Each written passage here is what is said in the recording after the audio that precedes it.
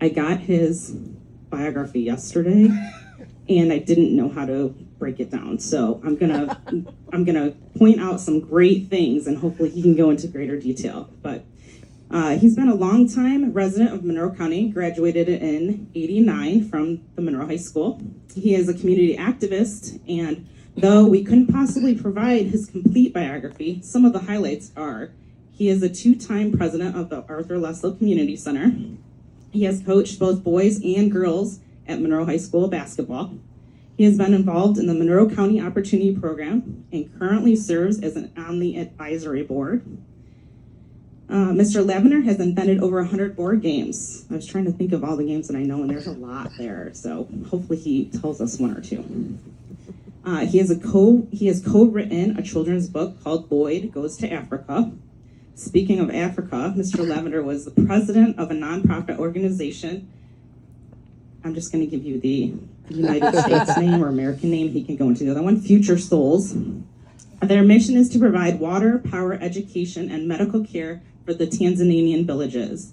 In 2019, Mr. Lavender created Healthy, Wealthy, and Wise Empowerment Summit, which led to the creation of a company called Community Reimagined. The mission of this company was to bring jobs to disadvantaged communities and assist with providing access to technology needed to attend school and competitive job market. To date, over 600 families have been provided with the Wi-Fi access because of Community Reimagined. In short, Mr. Lavender loves his community and actively works to make Monroe County a better place to live for everyone. With further ado, Mr. Aaron Lavender. Thank you, Autumn. Was that me? Was she talking about me? Oh my goodness. You know, I'd be remiss if I didn't recognize and thank Judge Arnold, Judge Lohmeyer, and especially you, Autumn. Thank you for reaching out. Really appreciate you. Thank you so much. You know, this was not on my radar. Speaking on Adoption Day in 2023 was definitely not on my radar, but I was here earlier this year, and I'm going to go into that. This Day of Adoption is truly special, and I cannot wait to hear the confirmation from those that are being adopted today. I'm looking forward to hearing that story, because I have a story of my own. You know, when I think about adoption, I think about one word. I think about the word love, right? Unconditional love. It takes a special human being to reach out, to raise, to uplift, support a child that is not their own. It takes a special human being to do that. As I'm thinking about my childhood, my mother, Patricia Ward, please pray for her. She's in the hospital right now as we speak. She was a teenage mom. She had me when she was 15. And my daughter, whose birthday is December 1st coming up, is also 15. So that makes me a little nauseous to think about something like that. And what she went through at that time, she dropped out of school to raise me along with my grandparents. And my father at the time, who had dreams to be a professional boxer and a ladies' man or whatever, wasn't so much in my life at that time. He wasn't interested in being a day-to-day parent, but my mother, she did. And I have to tell you, as I think about it now, it was probably the best thing that ever happened.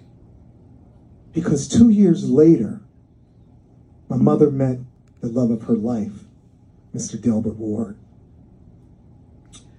And he just got out of the, he was in the Navy, and he fought in Vietnam.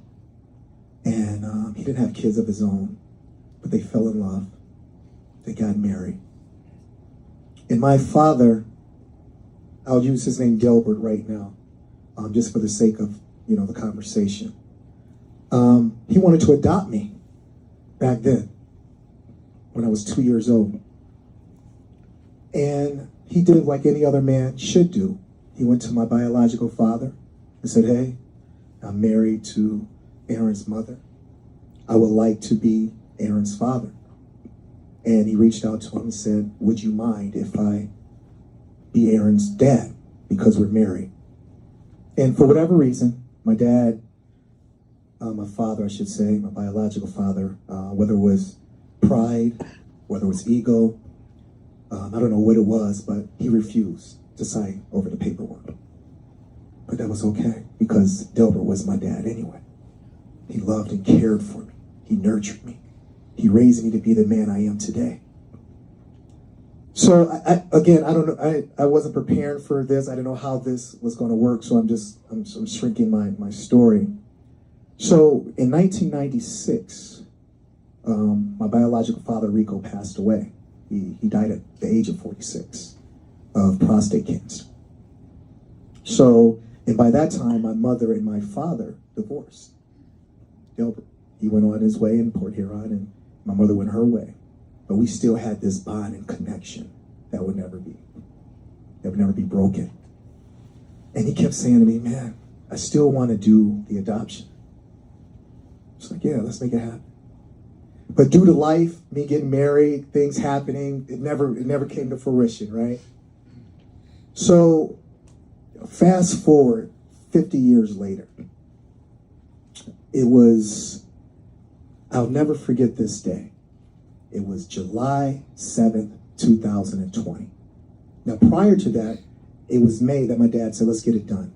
And then the paperwork came in, as you guys would know, who's getting adopted today. There was a date to when you're going to have your adoption date, right? And it happened to be July 7th, 2023. So I'm like, okay, all right, let's do it. Let's do it. So I'm 52 years old. This man has always been in my life. Let's make it happen. You're my dad. You're going to always be my dad. He's getting older. And he wanted to make sure this happens before he passed. So this is always something he wanted to do. So the day before, this is a true story. This is a true story. The day before the adoption, the 6th, I got sick and I couldn't swallow. I couldn't eat anything. I was like, what is going on here? I can't swallow. This day before the adoption. So I said, let me go to ER. Or quick care. Let me go to quick care. So I go down to quick care. And the lady said, hey, your tonsils have swollen. And the procedure that's being done, we can't do it here. So we're going to have to send you over to ProMedica. It's like, wow. I told him the story. I have to be at an adoption tomorrow. I got to be there. Because the date is set. I had family coming in. My dad's coming in from Florida. This is a big deal for me. They said, okay, I tell them the story that you have to get there. So I get over to ProMedica. And the doctors were like, this is pretty big. We might have to send you to Toledo. We can't get this done, and you might not be able to make it. I said, I have to get it done. They said, okay, you're going to take a risk here. They said, we have to go in your mouth and with this big needle and extract something from my tonsils. And they said, by this time, my phone dies, right? I have my phone dies, so I can't nobody knows where I'm at. Right? I'm at ProMedica by myself, and I got to make this decision based on me coming to making sure I'm here on time for the adoption. I was like, all right, do it. So both doctors get there, and they go on, they're working. Well, to make a long story short, 10 hours later, I'm in the hospital, right? I get out of there around 10:30. I get home, I go to bed. I'm feeling a little bit better. I can't make this story up. So I go to bed, ready, excited about my adoption day. I can't wait to see my dad. I can't wait to see my family members. This is a huge day for me. I'm sleeping. I get a phone call at 2 a.m. in the morning. I remember specifically because I looked big red lights. And it was my cousin. She says, Aaron, she says, your biological grandmother has passed away at 2 o'clock in the morning. Now, this is my biological father's mother, which, let me back up a little bit. before this adoption happened, I went to my mother, and I went to my grandmother, and I went to my biological grandmother out of respect to say, are you okay with this adoption happening? And my biological grandmother, which is my father who's now passed away, said, yes, he was your dad. I know my son wasn't in your life. Yes, I give you my blessing. So I was okay. But then to find out that she passed away the same day I'm supposed to have my adoption. So my mind is racing. So I go over there and I stood over there most of the day until my adoption day at 1 o'clock here in the same courthouse. And there was a range of emotions that was going on in my spirit. I didn't know how to celebrate. I didn't know how to, my mind was all over the place. I didn't know how to deal with this. And I want to thank Judge Arnold because in Autumn, because they gave me a sense of calm that day to get through whatever I was going through at that moment. So the adoption happens and we're excited and everybody's cool. We come back to my house and I'm still, going through whatever I'm going through and everything is good. Fast forward about 2 weeks ago. God knows what he's doing. He always knows what he's doing. Autumn calls me and says, hey, would you be interested in being a keynote speaker at Adoption Day 2000 here today? I said, are you kidding me? Absolutely. Yes. I work at Ford Motor Company in Livonia. And as you guys know, we went through this big deal. And I took the day off, even if my supervisor said, you can't have, I was taking it off. I don't care. I'm going to be here today. So being here today, to put it in proper context, is the biggest day outside of my children being born, my son right here, AJ, and my daughter, Vanessa. It's my business partner, Stephanie Kasperzak, who helped me create Community Reimagine. And the name of the company that Autumn had a problem was called Napsi Zabadai. But today is a huge day because when you talk about adoption, it means something to the people that you're adopting. This day will last forever. You will never forget this day. And I see all you faces out there, and it's so amazing. And I'm so full of joy about hearing the confirmation of those that's being adopted today. So in closing, there's this group called the Dell, and they have this song called Sweet November, right? I grew up listening to this song. It was one of my favorite songs. And November is really starting to be my favorite month. And here's why. There's a couple of things. One, in November, there is election day, right? And you get to vote for people to make sure that your lives are better in November, election day. Two, there is Veterans Day. Salute to all the veterans in here today. Thank you for your service. My father, Delbert Ward, was a corpsman in the Navy in Vietnam. I can't thank him enough because I know how difficult we have these conversations and he breaks down every time. I can't imagine what he saw over there. He was the one with the hat with the medical thing on when things were happening. He would go out there to make sure that the guys were good. He hasn't been the same since. He doesn't talk about it. But thank you to your veterans. That's in November. What's also in November is Adoption Day. This day right here today. How cool is that?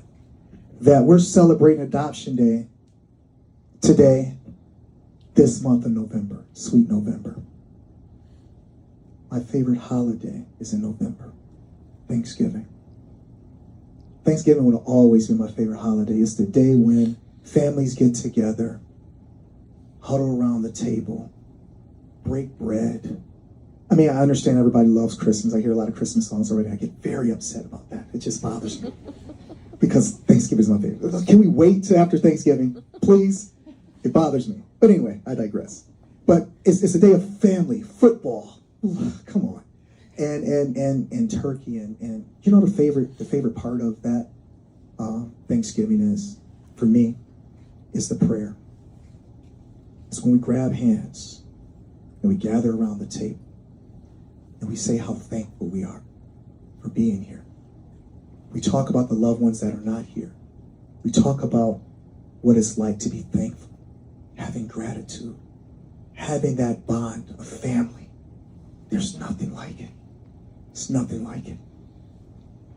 And lastly, in sweet November, it's the birthday of my dad, Delbert Rodney Ward, November 28th. I get to celebrate this man and him being in my life. So yes, November is a day of celebration, sweet November. And I just want to encourage you all out there to love each other. When I say love, we have a world full of hate. Unfortunately, we're just the type of world we live in. But I really encourage you all to love thy neighbor. Let's get back to community building. Let's get back. You know, as I'm speaking, something just crossed my mind. There are family members that we probably haven't talked to in years, for whatever reason. Somebody's in here haven't talked to somebody, whether it's a family member, whether it's a friend. I encourage you, because tomorrow isn't promised to none of us. Somebody in this room may not be here next year or tomorrow. It's a fact. So I encourage you to reach out to those that you may have an issue with, to say, you know what, I'm sorry. It's over. Mend those broken fences, because you can't get them back. You can't get them back. So I'm going to leave you guys with love thy neighbor, love each other, respect each other, and let's continue to move on as a nation. We come from all different backgrounds. You know, I know this, the political climate is sometimes tough and dividing, but at the core and at the end of the day, we all want the same things in life, right? We all want a good job or career. We all want our children with the best education. We all want a justice system that is fair. We all want the same things in life. It's just differently how we get there. But we can get there together because we need each other. We need each other. So with that being said, I want to thank you. I'm truly honored. God bless. One love.